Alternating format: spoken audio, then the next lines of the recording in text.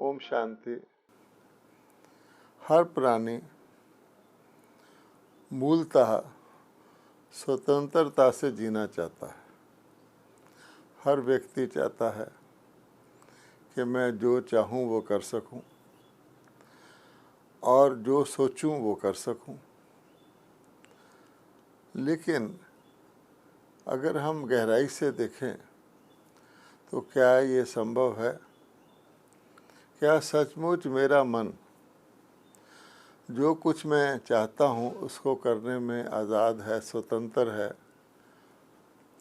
जो मेरी बुद्धि जिस प्रकार से सोचती है उसको सोचने में वो स्वतंत्र है, क्योंकि आत्मा की ये दोनों शक्तियाँ, मन और बुद्धि ही व्यक्ति के जीवन में खुशी, सुख, प्रेम, शांति प्रदान कर सकती हैं और यही शक्तियाँ मनुष्य को गम में ला सकती हैं, उसका प्रेम छीन सकती हैं, उसको अशांत कर सकती हैं।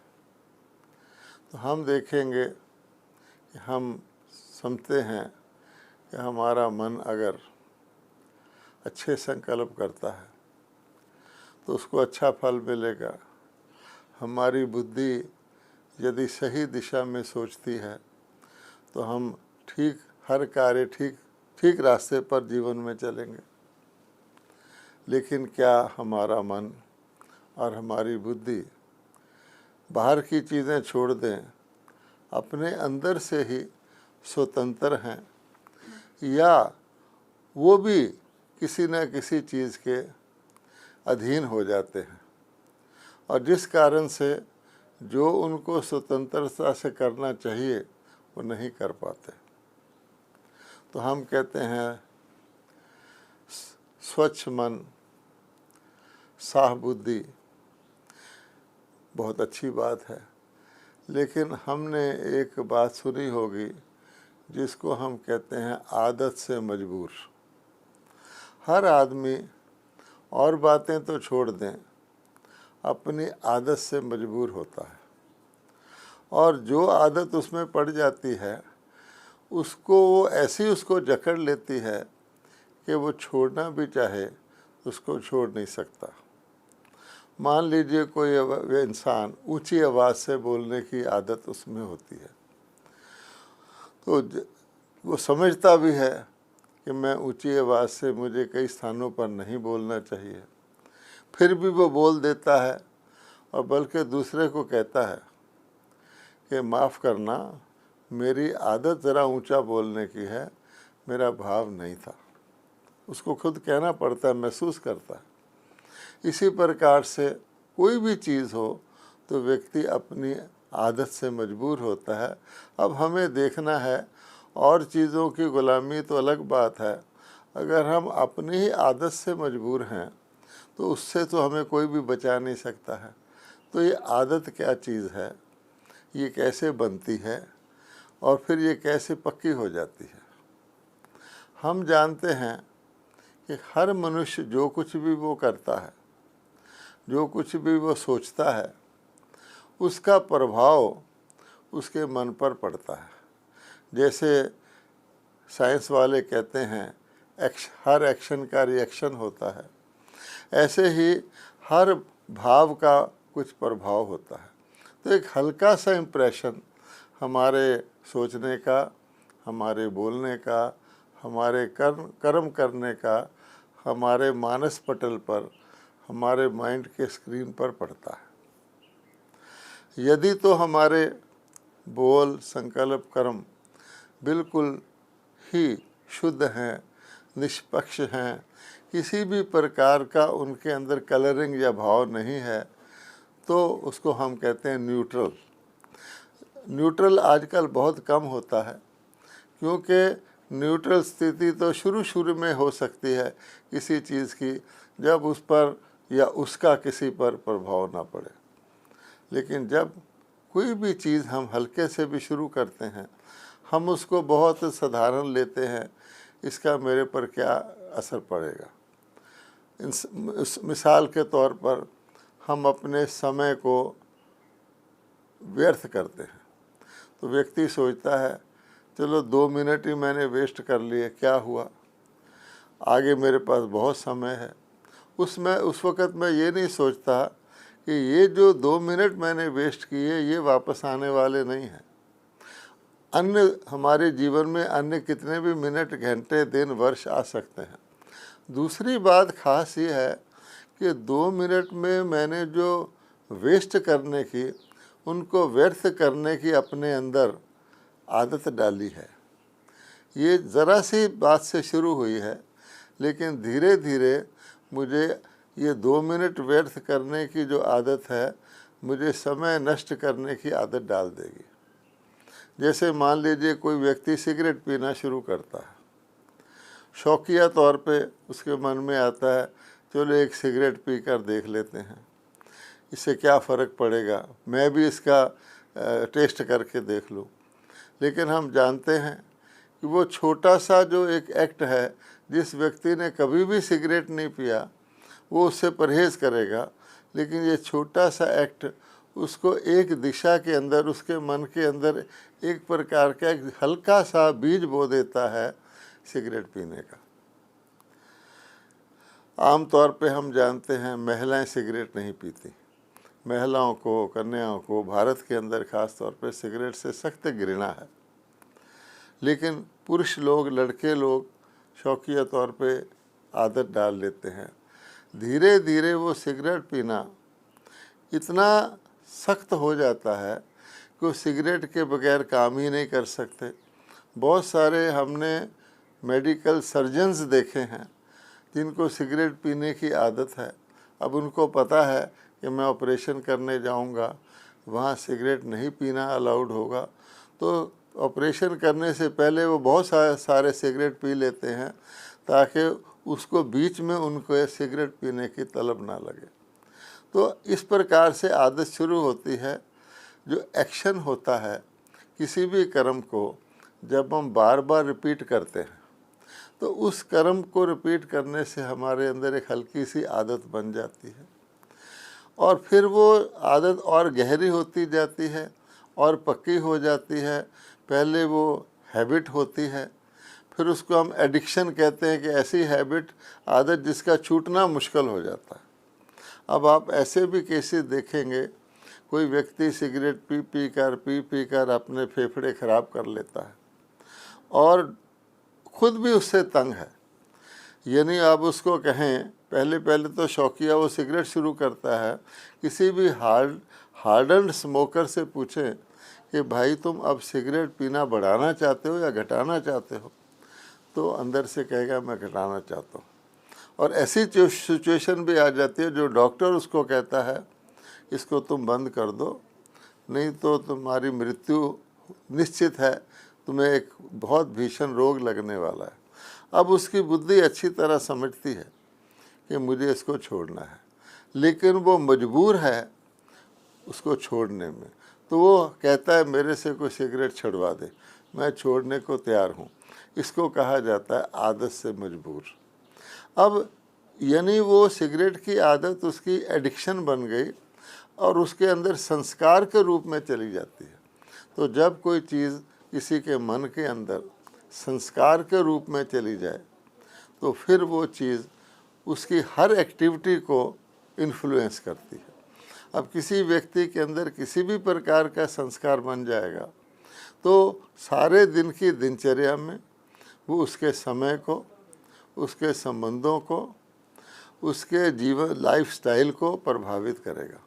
और वो प्रभाव इतना शक्तिशाली हो जाता है कि व्यक्ति आदत का ही गुलाम हो जाता है। इसलिए अगर कोई व्यक्ति किसी भी जीवन में किसी भी स्थिति में है और वो अपने आप को परिवर्तन करना चाहता है, अपने को नॉर्मल स्टेज में लाना चाहता है, तो क्या होगा फिर उसको ये संस्कार उसके रास्ते में बहुत बड़ी रुकावट पैदा करेंगे। आपने देखा होगा कि परिस्थिति के अनुसार, सर्कमस्टांसेस के अनुसार व्यक्ति टेम्परेरीली अपनी आदत को छोड़ भी देता है। मान लो किसी के अंदर बहुत ही फैशन करने की, अपने ड्रेस दिखाने की आदत है, लेकिन अगर उस व्यक्ति को किसी अफसोस की जगह जाना पड़ता है, किसी का मृत्यु हो गया है, तो वहाँ पर वो ड्रेस इत्यादि सूट नहीं करती है।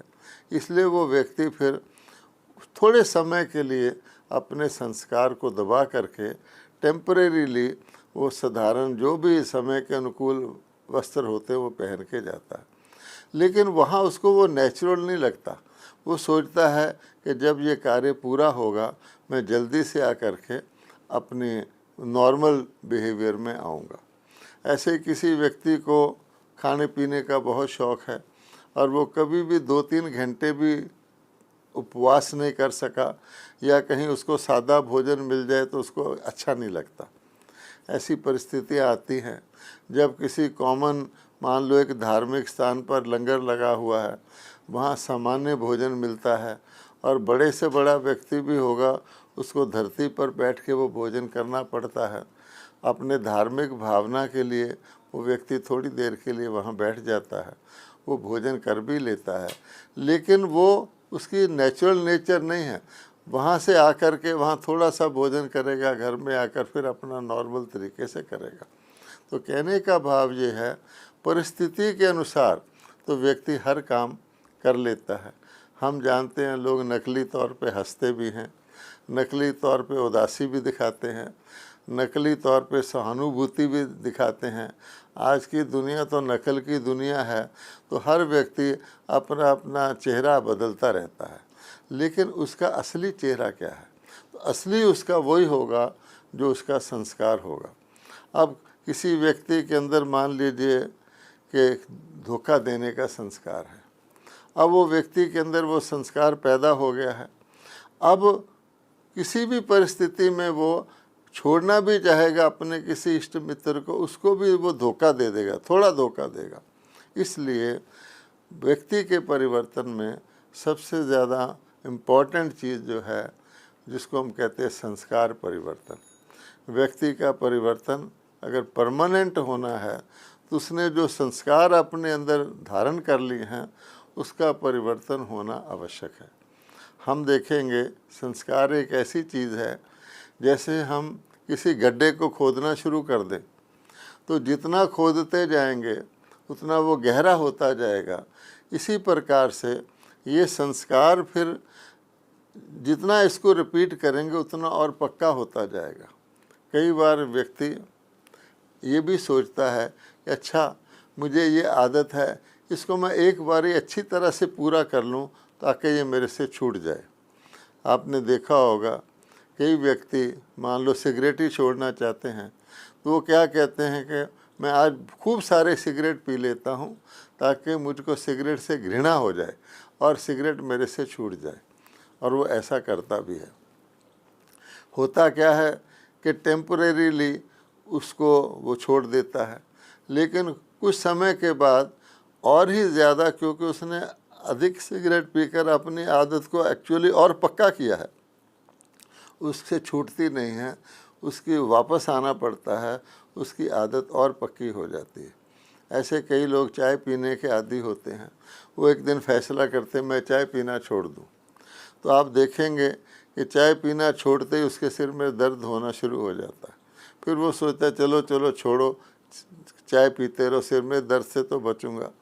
कोई उसको कहता है दृढ़ संकल्प करके चाय पीना छोड़ो, तो वो कहता है अच्छा आज मैं अच्छी तरह खूब पत्ती डाल के चाय पी लेता हूँ। टेम्परेरीली उससे चाय छूट जाती है, लेकिन संस्कार तो उसका पक्का हो जाता है। ये तो ह्यूमन नेचर है।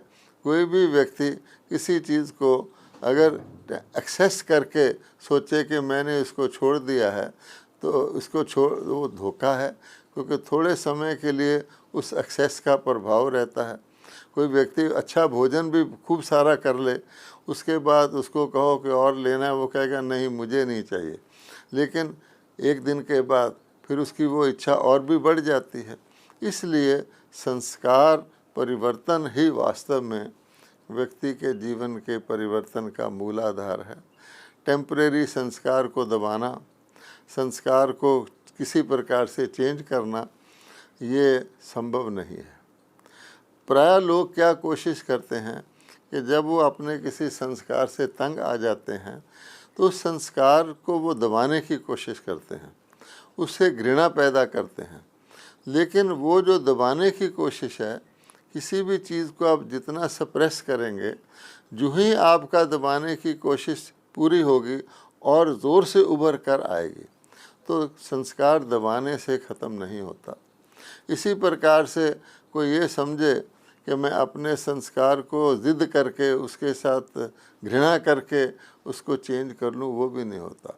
तो संस्कार परिवर्तन के लिए, जैसे आप किसी बिगड़े हुए व्यक्ति को परिवर्तन के लिए अगर आप उसको साथ सख्ती करोगे तो और बिगड़ जाएगा, वो परिवर्तन होगा ही नहीं। तो अपने संस्कार को समझकर हमें बड़े प्यार से सोचना होगा।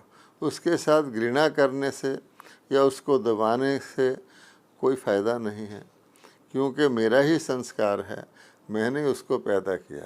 तो उसको बहुत प्यार से, जैसे जितना नाजुक कपड़ा होता है उतना नाजुक कपड़े को आप सोटी लगा कर नहीं धोते हैं। हम देखते हैं कि जो सख्त सीधा साफ मोटा कपड़ा है, नया कपड़ा है, उसको आप सोटी लगा के साफ़ कर सकते हैं। लेकिन अगर कोई कपड़ा बहुत छलनी है, उसमें बहुत सारे छेद हैं, बहुत कमज़ोर है, तो उसको आप सोटी नहीं लगाते, उसको हाथ से पकड़कर बहुत सॉफ्टली उसको ऐसे प्रकार के सोप से निकालते हैं जो नुकसानकारक ना हो, ताकि उसका मैल भी धुल जाए और ना फटे। इसी प्रकार से अपने संस्कार को हमें बहुत ही स्नेहपूर्वक, बहुत ही युक्ति से टैकल करना पड़ता है। फिर भी संस्कार एक जैसे ऐसी चीज़ है जो, जैसे आप देखेंगे कि कोई बीमारी खाल के ऊपर, स्किन के ऊपर आ जाती है, तो उसको हम स्किन के ऊपर कोई दवाई लगा के ठीक कर लेते हैं। लेकिन अगर कोई दवाई स्किन के अंदर चली जाए तो उसके लिए हमें फिर पीने की दवाइयाँ, इंटरनल मेडिसिन यूज़ करना पड़ता है। फिर कई बीमारियाँ ऐसी होती हैं वो हड्डी तक पहुंच जाती हैं। तो जब बीमारियां हड्डी तक पहुंच जाती हैं तो उनका इलाज करना और भी मुश्किल हो जाता है। और कई बीमारियां अगर हड्डी से भी अंदर चली जाएं, वो व्यक्ति के मन तक पहुंच जाएं, तो फिर उनका इलाज करना बहुत मुश्किल है। कोई बाहर से कोई इस प्रकार का मेडिसिन ऐसी चीज़ों का पैदा नहीं हुआ जो मान लीजिए हमारे ईर्ष्या के संस्कार को, हमारे घृणा के संस्कार को, हमारे द्वेष के संस्कार को, हमारे क्रोध के संस्कार को, हमारे अभिमान के किसी भी प्रकार के संस्कार को दवाइयों से ठीक नहीं कर सकते। टेम्परेरी कोई व्यक्ति उसकी डाइवर्शन कर दे, अच्छा व्यक्ति को उसका मन किसी और तरफ लगा दे, तो टेम्परेरीली वो भी हो सकता है, लेकिन फ़ौरन उसके बाद उसका संस्कार दोबारा से इमर्ज हो जाएगा। इसलिए भगवान के महावाक्य हैं कि सबसे बड़ा जो मनुष्य को परिवर्तन अपने अंदर लाना है, वो ज्ञान सुनने से भी उसके अंदर परिवर्तन नहीं आता। हम जानते हैं किसी व्यक्ति को अपनी गलती का, अपनी कमी कमज़ोरी का बोध हो भी जाए, ये गलत है, लेकिन उसका संस्कार उस बोध के बावजूद भी उसको गलती करने पर मजबूर कर देगा। बहुत से व्यक्ति हैं जो सही रास्ता जानते हैं, लेकिन सही रास्ते पर चलने की उनके अंदर ताकत नहीं है। इसी प्रकार से बहुत सारे व्यक्ति पंडित हैं, विद्वान हैं, ज्ञानी हैं, दूसरों को भी रास्ता बता सकते हैं, लेकिन वो रास्ते को अपने ऊपर आजमाएं, अपनाएं, ऐसा नहीं होता। मान लीजिए आप अपने घर में 20 मेहमानों को भोजन के लिए इनवाइट करते हैं, वो मेहमान आ जाते हैं।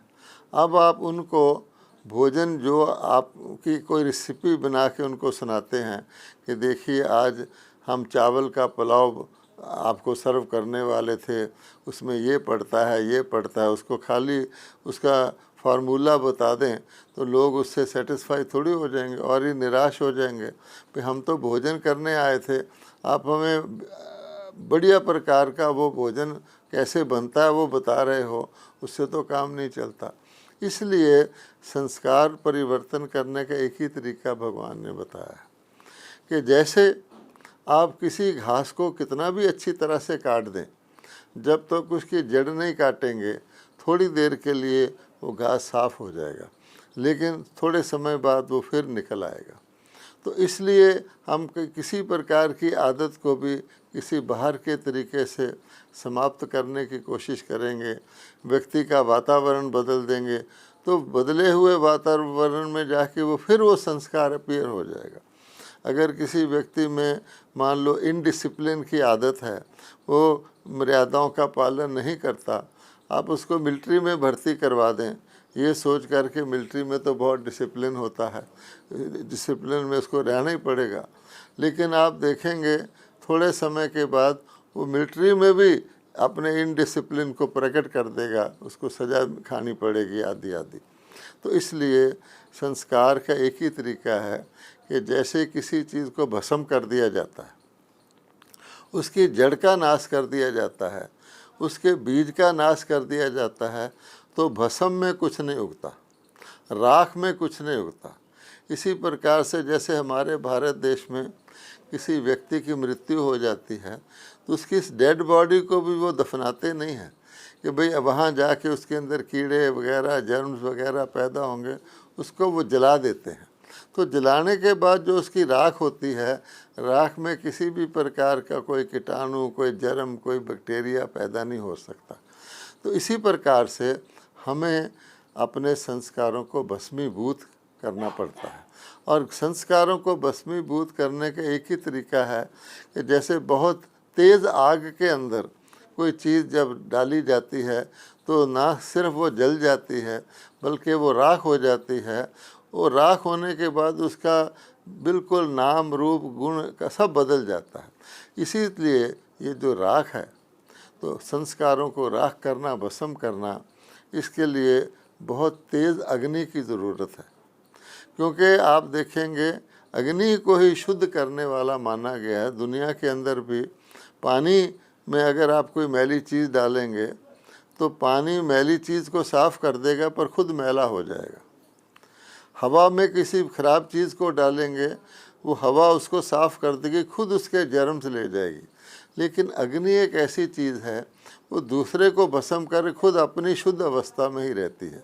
तो जैसे स्थूल रीति से अग्नि को प्रयोग किया जाता है, हम जानते हैं किसी भी जेवर के अंदर अगर उसमें चांदी तांबा मिला हुआ है और उसको हमने शुद्ध सोना बनाना है तो हम उसको अग्नि में डाल देते हैं। तो अग्नि में डालने से उसकी एलॉय निकल जाता है। इसलिए संस्कारों को कहा जाता है योग अग्नि से, तपस्या की अग्नि से। जो यूँ कहा जाए कि ज्वालामुखी योग अग्नि से हम अपने संस्कारों को भस्म कर सकते हैं। संस्कार भस्म करने का और कोई तरीका नहीं है।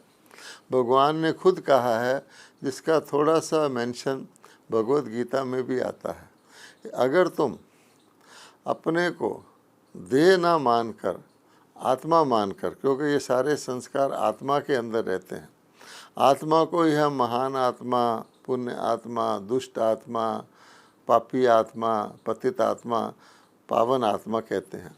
तो उसको अगर हम अपने को आत्मा मानकर और परमपिता परमात्मा, जो कहा जाता है कि कालों का काल है, जो पतितों को पावन बनाने वाला है, जिसकी जात से ही हम अपने पिछले विकर्मों को भस्म कर सकते हैं, तो अगर हम, जिसको कहा गया है मनमना भव हो जाएं, अपने आप को आत्मा समझकर उस परमपिता परमात्मा को बहुत ही लगन लगाकर, लगन की अगन लगा करके, ऐसी लगन में बैठ करके एकाग्र होकर याद करते हैं, तो योग अग्नि से, या जिसको हम कहें ज्वालामुखी योग अग्नि से, तपस्या से, ये कर्म जो हमारे संस्कार हैं, उल्टे कर्म हैं, वो भस्म हो सकते हैं, और उसके बाद वो संस्कार दोबारा अपीयर नहीं होंगे।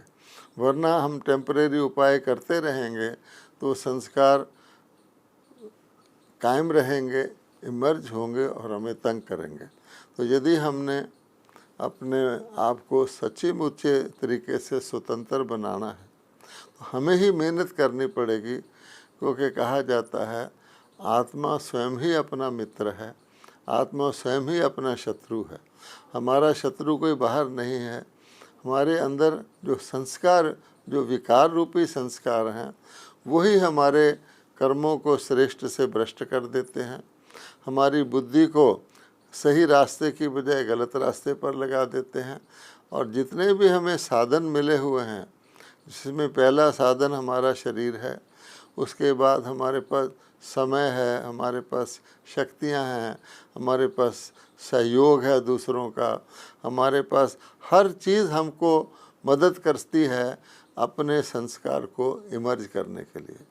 मान लीजिए अगर मिर्च का बीज है, अब मिर्च का बीज है, मिर्च के बीज को जहाँ भी आप बोएंगे, क्योंकि उसके अंदर संस्कार कड़वा मिर्च पैदा करने का है, तो मिर्च के बीज को आप बोएंगे तो कितना भी अच्छी मिट्टी यूज़ कर लें, कितना भी फर्टिलाइज़र यूज़ कर लें, बहुत अच्छा किसान भी हो, हवा पानी इत्यादि सब अच्छा हो, तो आखिरकार वो मिर्च का पौधा ही पैदा करेगा और अनेक प्रकार की कड़वी मिर्चें आपको प्राप्त होंगी। अगर आप गुलाब का बीज ले लें और उसको आप बिल्कुल कूड़े के ढेर पर भी डाल दें, तो वो उस ढेर में से भी ऐसे तत्व खींचेगा जिससे गुलाब का खुशबूदार फूल पैदा हो जाए। इसी प्रकार से हमें ये देखना है कि हमारे मूल बीज हमारे संस्कार कैसे हैं। हमारे संस्कार कड़वे हैं, हमारे संस्कार मीठे हैं, गन्ने जैसे हैं, हमारे संस्कार खुशबू फैलाने वाले हैं, हमारे संस्कार कांटे उत्पन्न करने वाले हैं। तो जैसे हम पौधे आदि में देखते हैं कि जैसा बीज होता है वैसा ही बढ़ करके अनेक गुना उसका वृक्ष पैदा हो जाता है। और उसकी और गहराई में जाएं तो कई बार तो एक बीज से एक ही पौधा पैदा होता है। जैसे गोभी का फूल है, एक बीज से एक ही फूल निकलता है। फिर ऐसे भी बीज होते हैं जिससे अनेक फल निकलते हैं। जैसे आप मटर बो देते हैं तो अनेक मटर की फलियां निकलती हैं, लेकिन एक सीज़न के लिए। फिर ऐसे भी बीज होते हैं, जैसे आपने आम का बीज बो दिया या सेब का, तो एक ही बीज वर्षों तक वो फल देता रहता है। तो हम अपने संस्कारों को टेम्परेरी, सेमी परमानेंट या बहुत परमानेंट और गहरे बनाएं और ऐसे श्रेष्ठ बनाएं जिससे हम खुद भी सुखी रहें और अन्य आत्माओं को भी सुखी रखें। क्योंकि हमारे खराब संस्कार कई बार हमें सहयोग लेने से भी रोक देते हैं। हमें सहयोग मिल भी रहा हो, लेकिन अगर मेरे अंदर अभिमान का संस्कार है, मुझे किसी की मदद की ज़रूरत भी है, लेकिन दूसरा मदद ऑफ़र करने को तैयार भी है, फिर भी मेरा अभिमान का संस्कार अड़े आ जाएगा। वो कहेगा नहीं नहीं, मुझे किसी की मदद नहीं लेनी, मैं अपने काम को मुश्किल बना लूँगा लेकिन किसी की मदद नहीं लूँगा। इसी प्रकार से अनेक बातों में हम देखेंगे हम सहयोग देंगे भी नहीं और सहयोग पाएंगे भी नहीं। और यहाँ तक कि दूसरे को संतुष्ट करके व्यक्ति ज़िंदगी भर के लिए उसको अपना फेवरेबल बना सकता है, उसको सहयोगी बना सकता है। किसी व्यक्ति का आपने अच्छा काम किया हो, संतुष्ट किया हो, वो ज़िंदगी भर के लिए आपके लिए शुभ भावना रखेगा, दौड़ा दौड़ा आपकी मदद करने को आएगा। हम बचपन में कहानी पढ़ते थे, एंड्रोक्लीज एंड द लॉयन। एक शेर था, उसके आगे एक गुलाम को डाल दिया गया पिंजरे में कि शेर उसको खा जाएगा। लेकिन जब वो गुलाम पिंजरे में गया तो शेर उसको खाने की बजाय बिल्कुल उसके पास आके प्यार से बैठा रहा, क्योंकि शेर को याद था कि एक दिन मेरे पाँव में कांटा लगा था और इस व्यक्ति ने मेरा कांटा निकाला था।